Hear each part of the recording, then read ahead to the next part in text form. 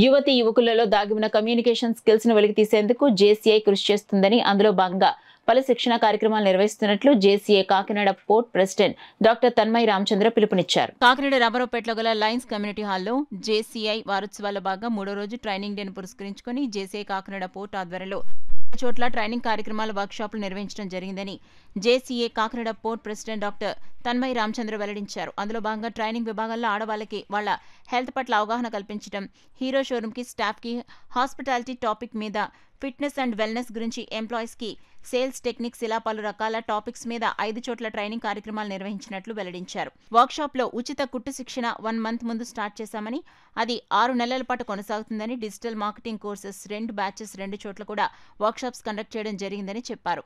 ఈ ట్రైనింగ్ కార్యక్రమంలో trainers doctor Tanmayi, Satish, Andal, మోహన్లు పాల్గొని శిక్షణ అందించారు. ఈ కార్యక్రమంలో జేసీఏ కాకినాడ పోర్ట్ సభ్యులు, 2 సంస్థల సిబ్బంది, మహిళలు పాల్గొన్నారు.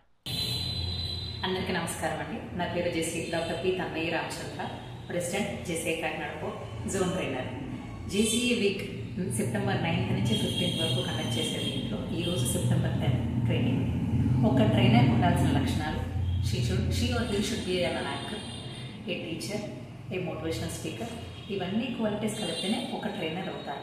అలాంటి ఎన్నో వేల మంది ట్రైనర్స్ని మా జేసీ ఇండియా ఆల్ ఓవర్ ఇండియాకి వరల్డ్కి అందించింది. దాంట్లో జోన్ ట్రైనర్స్ ఉన్నారు, నేషనల్ ట్రైనర్స్ ఉన్నారు, ఆథర్స్ ఉన్నారు, ఇంటర్నేషనల్ స్పీకర్స్ ఉన్నారు.